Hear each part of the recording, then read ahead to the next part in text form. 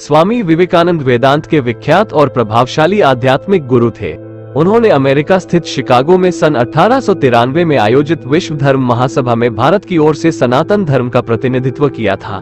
भारत का वेदांत अमेरिका और यूरोप के हर एक देश में स्वामी विवेकानंद की वक्तृता के कारण ही पहुंचा। उन्होंने रामकृष्ण मिशन की स्थापना की थी, जो आज भी अपना काम कर रहा है। वे रामकृष्ण परमहंस के सुयोग्य शिष्य थे। उन्हें प्रमुख रूप से उनके भाषण की शुरुआत मेरे अमेरिकी भाइयों एवं बहनों के साथ करने के लिए जाना जाता है। उनके संबोधन के इस प्रथम वाक्य ने सबका दिल जीत लिया था। स्वामी विवेकानंद का जन्म 12 जनवरी सन 1863 को कलकत्ता में हुआ था। इनका बचपन का नाम नरेंद्र नाथ था। इनके पिता श्री विश्वनाथ दत्त कलकत्ता हाई कोर्ट के एक प्रसिद्ध वकील थे। उनके पिता पाश्चात्य सभ्यता में विश्वास रखते थे। वे अपने पुत्र नरेंद्र को भी अंग्रेजी पढ़ाकर पाश्चात्य सभ्यता के धर्रे पर चलाना चाहते थे। इनकी माता श्रीमती भुवनेश्वरी देवी जी धार्मिक विचारों की महिला थी। उनका अधिकांश समय भगवान शिव की पूजा अर्चना में व्यतीत होता था। नरेंद्र की बुद्धि बचपन से बड़ी तीव्र थी और परमात्मा को पाने की लालसा भी प्रबल थी। इस हेतु वे पहले ब्रह्म समाज में गए, किंतु वहां उनके चित्त को संतोष नहीं हुआ। वे वेदांत और योग को पश्चिम संस्कृति में प्रचलित करने के लिए महत्वपूर्ण योगदान देना चाहते थे। दैवयोग से विश्वनाथ दत्त की मृत्यु हो गई। घर का भार नरेंद्र पर आ पड़ा। घर की दशा बहुत खराब थी। अत्यंत दरिद्रता में भी नरेंद्र बड़े अतिथि सेवी थे। स्वयं भूखे रहकर अतिथि को भोजन कराते, स्वयं बाहर वर्षा में रात भर भीगते ठिठुरते पड़े रहते और अतिथि को अपने बिस्तर पर सुला देते। स्वामी विवेकानंद अपना जीवन अपने गुरुदेव श्री रामकृष्ण को समर्पित कर चुके थे। गुरुदेव के शरीर त्याग के दिनों में अपने घर और कुटुंब की नाजुक हालत की चिंता किए बिना, स्वयं के भोजन की चिंता किए बिना वे गुरु सेवा में सतत संलग्न रहे। गुरुदेव का शरीर अत्यंत रुग्ण हो गया था।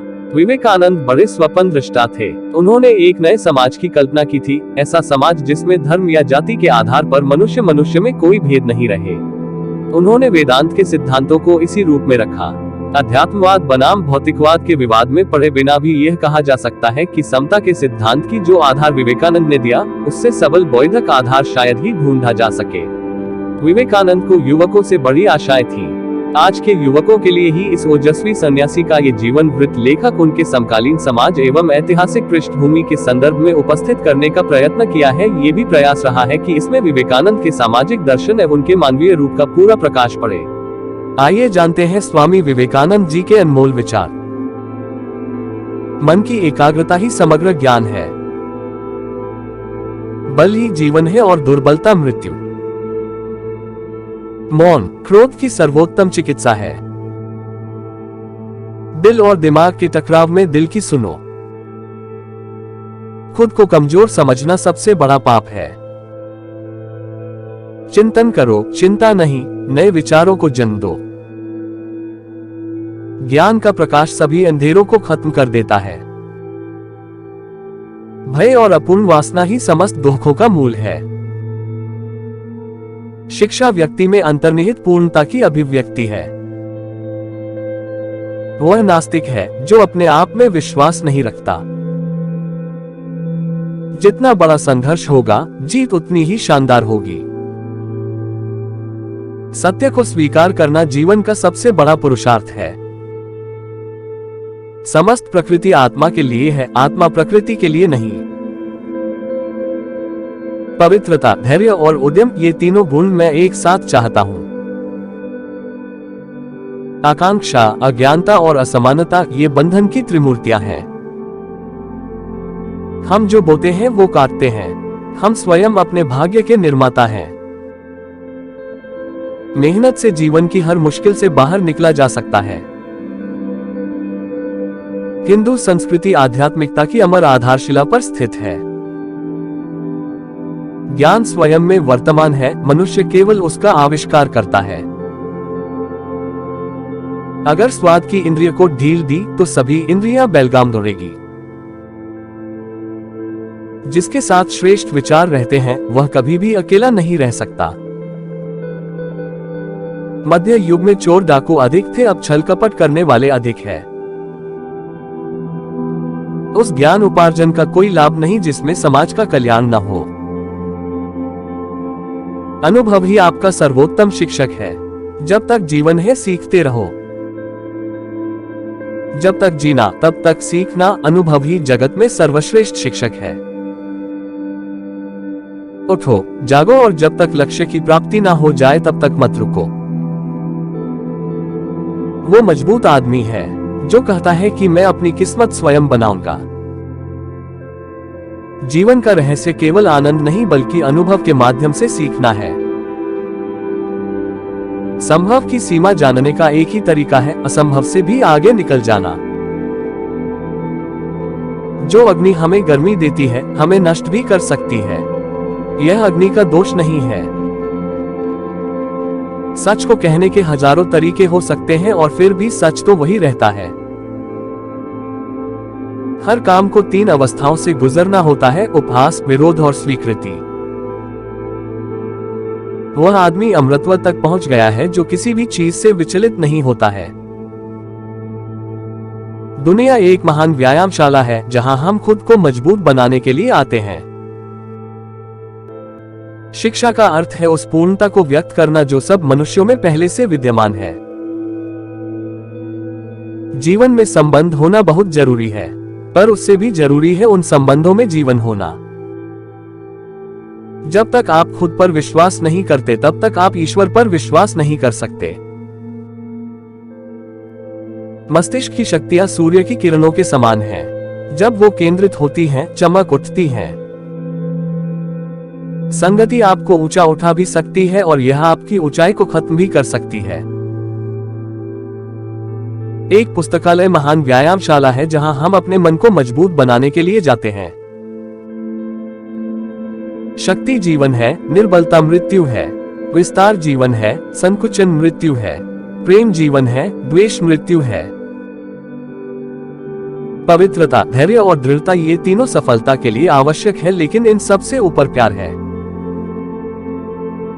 तुम अपनी मंजिल को तो रातों रात नहीं बदल सकते, परंतु अपनी दिशा को रातों रात बदल सकते हैं। केवल उन्हीं का जीवन है जो दूसरों के लिए जीते हैं। अन्य सब तो जीवित होने से अधिक मृत हैं। जो कुछ भी तुमको कमजोर बनाता है, शारीरिक, बौद्धिक या मानसिक, उसे जहर की तरह त्याग दो। किसी चीज से डरो मत, तुम अद्भुत काम करोगे। ये निर्भयता ही है जो क्षण भर में परम आनंद लाती है। मनुष्य जितना अपने अंदर से करुणा, दयालुता और प्रेम से भरा होगा, वो संसार को भी उसी तरह पाएगा।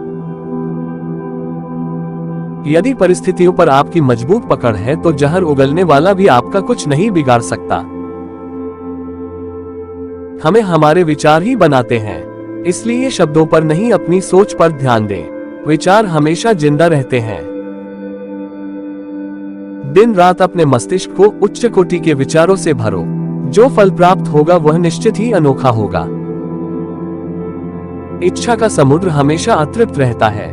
उसकी मांगे ज्यों ज्यों पूरी की जाती है, त्यों त्यों और गर्जन करता है। दिन में कम से कम एक बार खुद से बात जरूर करें, वरना आप दुनिया के बेहतरीन इंसान से नहीं मिल पाएंगे। जितना हम दूसरों के साथ अच्छा करते हैं उतना ही हमारा हृदय पवित्र हो जाता है और भगवान उसमें बसता है।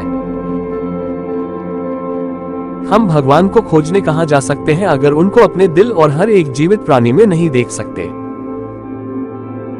जो आपकी मदद कर रहा है उन्हें न भूलें। जो आपको प्यार कर रहे हैं उनसे नफरत न करें।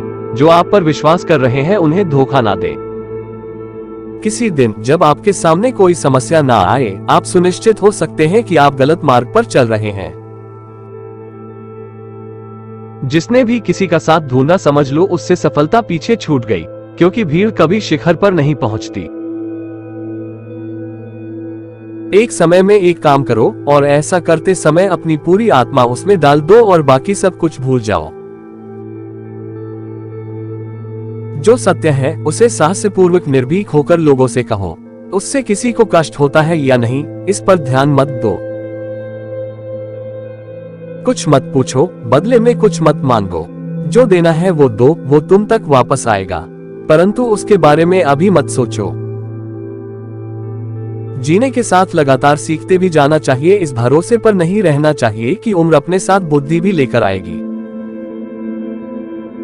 मुझे इस बात का विश्वास नहीं है कि वह भगवान जो मुझे यहाँ रोटी नहीं दे सकता वही मुझे स्वर्ग में अनंत खुशी दे सकता है। हम जितना ज्यादा बाहर जाएं और दूसरों का भला करें, हमारा हृदय उतना ही ज्यादा शुद्ध होगा और परमात्मा उसमें बसेंगे। जिस समय जिस काम के लिए प्रतिज्ञा करो, ठीक उसी समय पर उसे करना ही चाहिए, नहीं तो लोगों का विश्वास उठ जाता है। हे महर्षियों, आप ठीक ही कहते थे। जो किसी व्यक्ति विशेष के आश्रय रहता है, वह सत्य रूपी प्रभु की सेवा नहीं कर सकता। कर्म योग का रहस्य है कि बिना किसी फल की इच्छा के कर्म करना है। ये भगवान कृष्ण द्वारा श्रीमद् भगवद गीता में बताया गया है। हमें ऐसी शिक्षा चाहिए जिससे चरित्र का निर्माण हो, मन की शक्ति बढ़े, बुद्धि का विकास हो और मनुष्य अपने पैर पर खड़ा हो सके। जब लोग तुम्हें गाली दे तो तुम उन्हें आशीर्वाद दो। सोचो कि तुम्हारे झूठे दम को बाहर निकालकर वो तुम्हारी कितनी मदद कर रहे हैं। हम हमेशा अपनी कमजोरी को अपनी शक्ति बताने की कोशिश करते हैं, अपनी भावुकता को प्रेम कहते हैं और अपनी कायरता को धैर्य। तुच्छ वस्तुओं के लिए कभी प्रार्थना ना करें। यदि आप केवल शारीरिक आराम की ही आकांक्षा करते हो तो पशु और मनुष्य में क्या अंतर है। धर्म ही हमारे राष्ट्र की जीवन शक्ति है। ये शक्ति जब तक सुरक्षित है तब तक विश्व की कोई भी शक्ति हमारे राष्ट्र को नष्ट नहीं कर सकती। पढ़ने के लिए जरूरी है एकाग्रता, एकाग्रता के लिए जरूरी है ध्यान, ध्यान से ही हम इंद्रियों पर संयम रखकर एकाग्रता प्राप्त कर सकते हैं। यदि हमें गौरव से जीने का भाव जगाना है, अपने अंतर्मन में राष्ट्रभक्ति के बीज को पल्लवित करना है तो राष्ट्रीय तिथियों का आश्रय लेना होगा।